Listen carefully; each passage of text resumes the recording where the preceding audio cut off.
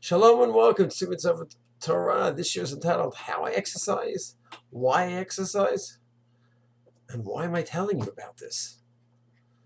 So the fact is I'm a rabbi. I am not an expert in phys ed. There are people that spend their lives studying this, personal trainers that really learn the topic well and understand it and teach it. And I'm nowhere close to that level of understanding or practicing it. So I really should leave this to someone else. And guess what? If I knew that all the listeners were going to personal trainers and following people who are good and rational in this area, then great. I wouldn't talk about it. I don't think that's the case. No insult intended to anyone. And therefore I feel it's an obligation of me as a rabbi to speak about it. Am I an expert in this? In no way.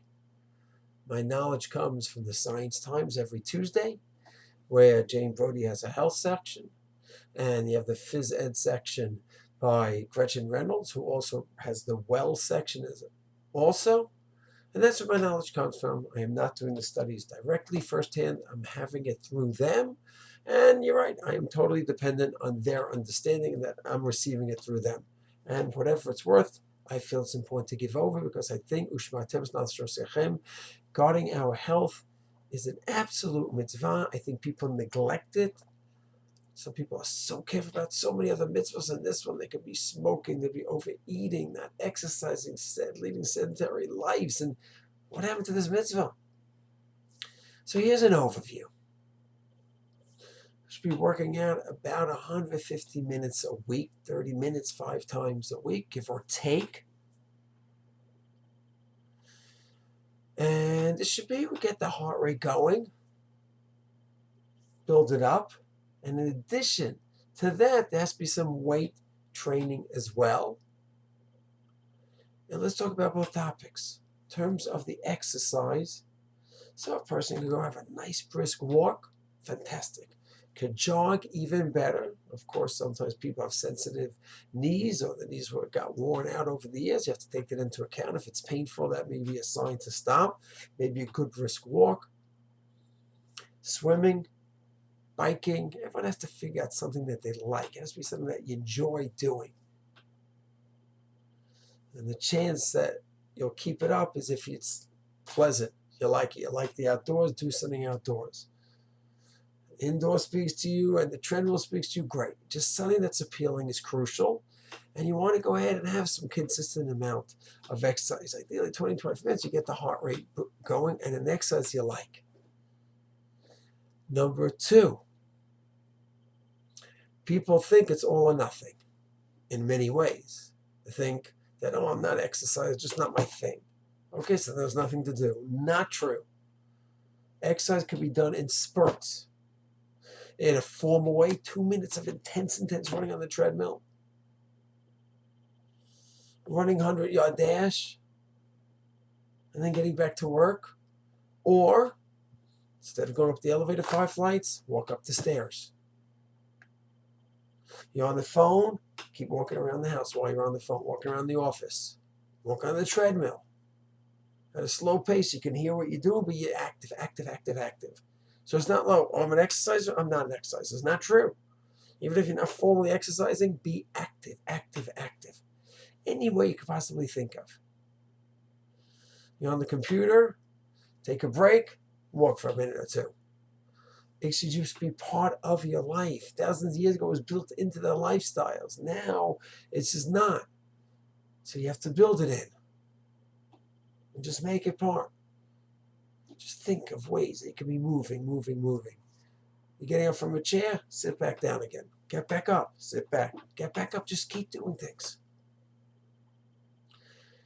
But when I say it's both sides, it's not all or nothing, because then you'll say, once I do my exercise, then I can go ahead. I had my 30 minutes of exercise, and the rest of the day I could just sit, be sedentary, and just do anything I want. No. Same thing applies even to someone who is a good exerciser. By just going ahead and sitting around doing nothing, it's not good. Always try to be active whenever you can. So, what do we see so far? If you can, it's about 25, 30 minutes of something that you enjoy doing, that's pleasant for you. the activity is pleasant, or it's an activity that you could do and get other things done. So the treadmill, I don't run so fast on a treadmill anymore. My knees aren't great, so I walk at the fastest pace I could walk. Walking means that you don't have both feet up in the air at the same time. So 6.4 is the speed that I go on my treadmill. I could talk at that time also. So I'm getting a workout, getting a sweat. Wow, if I could talk at that time, I could make so many calls. And if the people can hear me so well, I'll lower it. Get to call all the people in the shul, especially during coronavirus. Check out how everyone's doing. Just go through my whole list. So that's very appealing to me because that's a good activity. Walking fast doesn't hurt my knees, my knees are delicate. If I did marathons back in the day, and I might be paying the price. I also put some genes in the family, and then getting stuff done.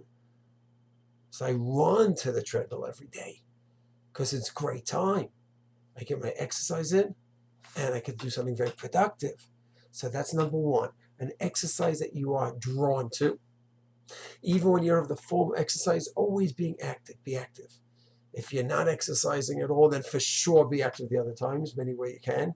And even if you do exercise, don't just go ahead and say, oh, I'm Yotze, I did my thing for the day. No, it's not true. Always try to be active any way you can. Then number three, weight training. Even if you exercise, you're a marathon, you're always running, doesn't mean that your muscles, there's plenty of muscles, maybe your leg muscles are being built up. Your other muscles, as you get older, are disintegrating. As we move on from our 20s to 30s, 40s, 50s, it gets down to 40, 50, 60% less muscle mass. And as we get older, we're not going to live properly. We're going to end up falling and slipping, and most people die from falls. So you need to keep your body in good shape. It means working out the muscles. You say, oh my gosh, in addition to the 25 minutes, also working out. What's another 40 minutes you're going to tell us? No, 13 minutes.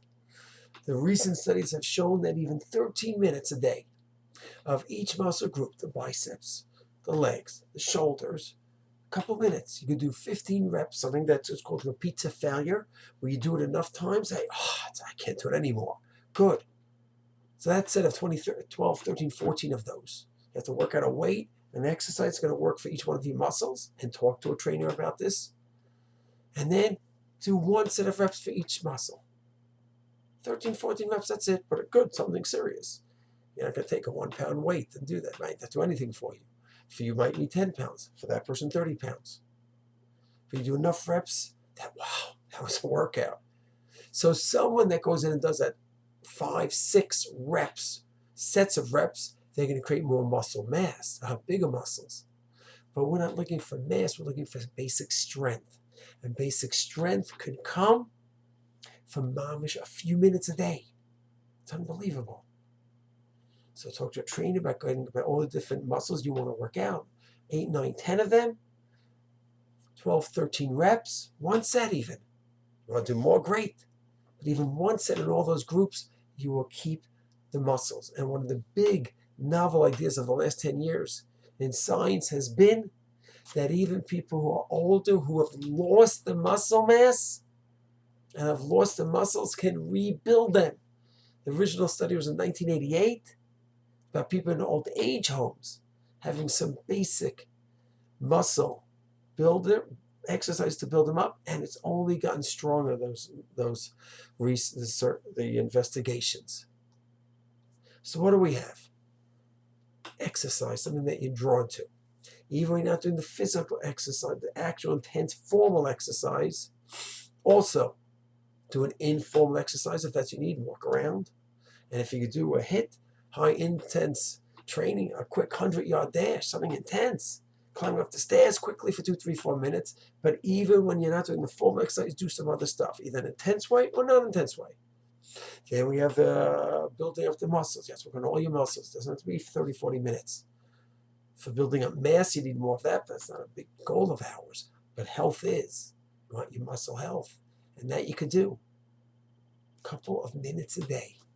Work on different groups and get the basics from a trainer. And the push-ups, the sit-ups, whatever's going to work. Build up the core, the stomach muscle, all that. And finally, something very important. Another reason people don't exercise is because of laziness, because they can't find what's appealing to them and all that. Another reason is I've been exercising 2, 3, 4 months. I haven't lost any weight.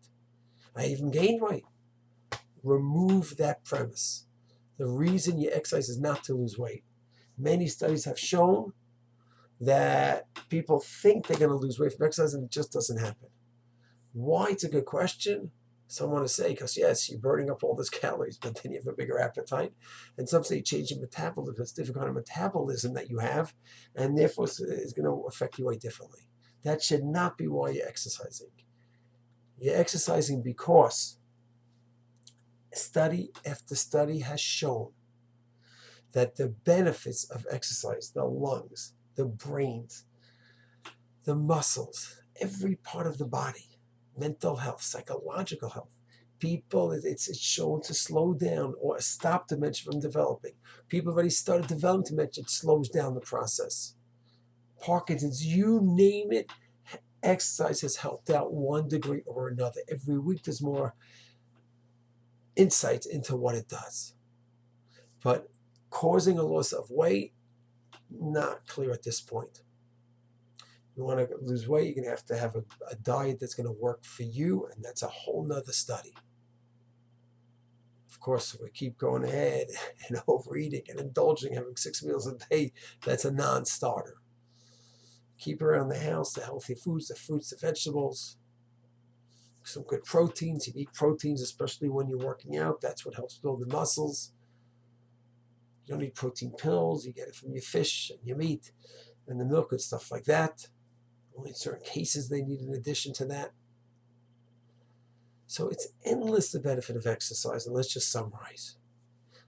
As a rabbi, I'm not an expert, but I think it's an absolute mitzvah, and so I see many people are not going to the experts in this area, so that's why I'm giving my advice, number one.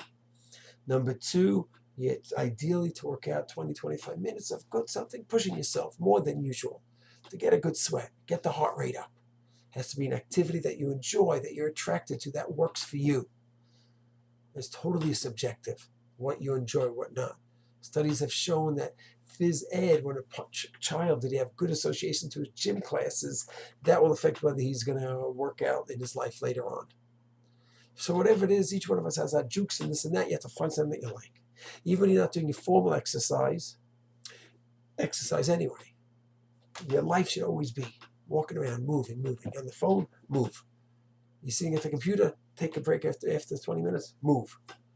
Just keep walking, moving around as much as you can.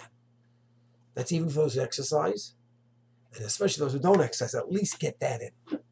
We spoke about muscles. You want to keep the muscles strong throughout your life. You don't want to be slipping, you don't want to be able to be inactive, you can't do basic activities. 13 minutes a day is what they say now, for basics, not for muscle mass, basic muscle strength. That's another major point. And finally, about food. It should not be connected to losing weight. Losing weight has to do with a lot of other factors. That's another topic. But just keep out the unhealthy foods out of your house. You have a much better chance regarding that. So Mi'etz Hashem will treat this area like a mitzvah. And who wouldn't want to go ahead? You just feel better when you're healthy. You think better. Every part of your body and soul and psyche benefits from exercise. Every part. It is endless. Why wouldn't we want to do that? It's a mitzvah. It's good for you. There's a good chance it will add to your years of life here. Obviously, God has to choose everyone when we're going to live and die. But many of us, myself especially, believe that our actions play a major role in that as well. And that we hope God blesses our actions. So Mi'etz Hashem, we'll take the mitzvah seriously. We'll get good aerobic exercise. It's going to help our general health. Keep our muscles stable, build them up also, good few minutes a day. Eat properly, which we didn't go into what that means. Everyone has to talk to their nutritionists about that. Stay active, and Mi'etz Hashem. Once we get all the physical parts in shape, then we can have a truly meaningful spiritual life and really maximize our spirituality, our spiritual growth as well. Mi'etz Hashem, more involvement in mitzvahs, more energy, dedicated to mitzvah, to Torah, mitzvah between us and God, mitzvah between us and Hashem. It will be more of a complete human being. Shalom.